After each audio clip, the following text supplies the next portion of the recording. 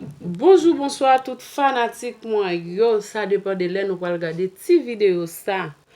Mwen konen sa fè lontan nou pa wè Jani Creole, se pa fote mwen, se bagay yo ki difisil ti moun. Telefon mwen bon problem ti moun, e pou m fè video son paket problem. Ok? Ebyen guys, nou konen koman bagay yo ap pase, koman bagay yo ap poule, koman mod lan ap bouleverse avèk yon pil tristesse, avèk yon pil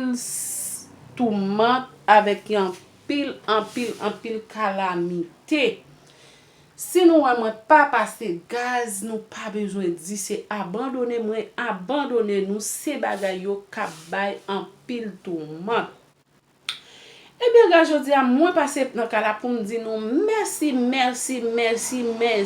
pou nouvo abone myo. Pour moun ki poko abone, map tan nou ki so wafo pou ka entre dans famille sa, famille après tan nou. Moi di mille merci pour moun ka pede m grandi channel la, pour moun ki te kommente, pour moun ki te like vidéo, pour moun ki te like vidéo myo nan groupe pour moi, pour moun ki te toujours là pour vidéo myo. Yon grand merci fanatique moi yo, merci en pile ti moun, merci beaucoup, mille merci. Ba kon kon pou m ta fè pou m ta di nou merci parce que moi connaissant nous même channel la pas grandi. Ebyen jodi a mwen pase nan kala avek yon ti video pou m di nou prend soin tête nou, prend précaution. Ça yo di nou pa fè, yo di nou lave men,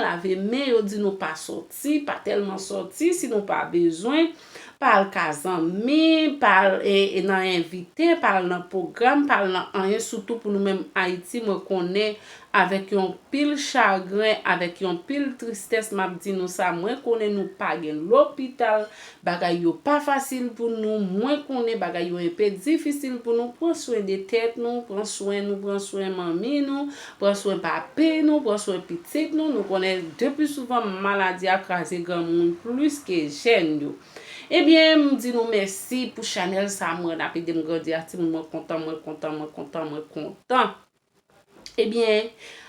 ou même ki ta reme fè yon bébé passe sous channel la, al regarder toute vidéo mwen lage sous channel la, et puis ou apprend tout principe yo, et puis bon Dieu a fò grâce. C'est pas moi qui a fò grâce, c'est bon Dieu qui a fò grâce ka bo yon bébé. Ebyen, m toujours di nou sa ti moun, moi toujours di nou, bat chat pas trop facile pour nous prendre lè nous besoin faire yon bébé. Depuis souvent nous ke doit la, mari nous mande nous bat chat, di chéri nan moment besoin yon bébé, moi pas nan bat chat, et reziye nous ti moun prend ti pose nous, coucher sous dos et puis lever depuis en lè, et puis pour nous mettre yon bébé. Si c'est bat chat n'a prend nous pas près ici yon bébé. Et bien passé parce que gon paquet moun k'ap di merci, gon paquet moun k'ap di m'gon ça, est-ce que si yo ta vle faire yon bébé, qui position ta prend, comment pour ta prendre une position depuis souvent pour moun qui pas gen bébé. Moi te di nou sa ti moun dans l'autre vidéo, moi te di nou bat chat pas bon. Moi di nou ça déjà.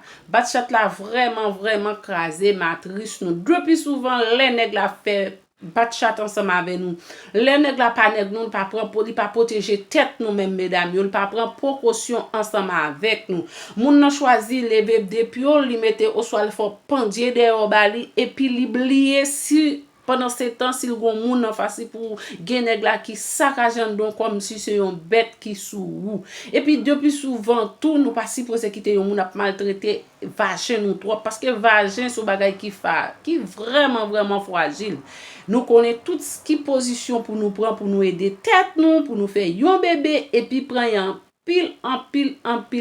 feuille persi pour nous retirer infection dans nous-mêmes et puis prendre feuille goyave là aussi depuis souvent moun qui nan planning yo m'di nous ça déjà feuille goyave là nous doit prendre 3 fois par jour. Feuille goyave là n'a prendre 3 fois par jour, n'a brel matin, n'a brel à midi, après-midi n'a brel nous fait toilette ensemble avec pas tellement brel nous ka boire yon gauche de gauche pour laver en dans nous saufement et puis fait toilette nous plus souvent avec. Dans une semaine nous ka prendre 2 fois, 3 fois dans une semaine mais n'a prendre 3 fois par jour, OK?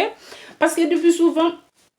Infection, on dit nous ça. Infection fait yon moun pas ka fait ti moun. Infection fort pas ka enfanter parce que lor gen infection avec yon moun qui pas gen infection l'enceinte plus facile parce que infection depuis souvent ou fait yon ti moun ou enceinte nan infection ou fait ti moun nan pas gen infection ou ap dépenser en pile kob nan gynécologue et puis jusqu'à ce que ti moun sa gen ziel normal parce que ti moun nan gen doit souffrir avec ziel ou ap marcher dans docteur avec ti moun ça c'est infection depuis ou font bébé ou elle avec ziel fait mal ou elle avec mal aux yeux c'est pas l'autre rien qu'on li prend infection ou même parce que infection bal infection nan ziye qu'on a dépensé plus comme nan docteur que l'autre ka prend soin tête ou avant faut yon bébé sous ta remarqué ou gen ti infection vrai en pile feuille prend en pile feuille ti bombe feuille pois Congo feuille calbas courant nous joignent tout Haïti depuis souvent mesdames Haïti yo nous joignent yo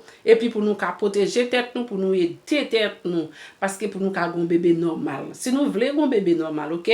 parce que les docteurs pral voyo nan traitement docteur pral di pour faire traitement li pas bon du tout pendant enceinte pour suivre traitement li vinn fort vinn senti que ou pas gon espoir de bébé parce que ou suivre traitement chaque jour docteur a bon yon bagay tant ça nous préférer prendre soin tête nous avant nous mal faire ça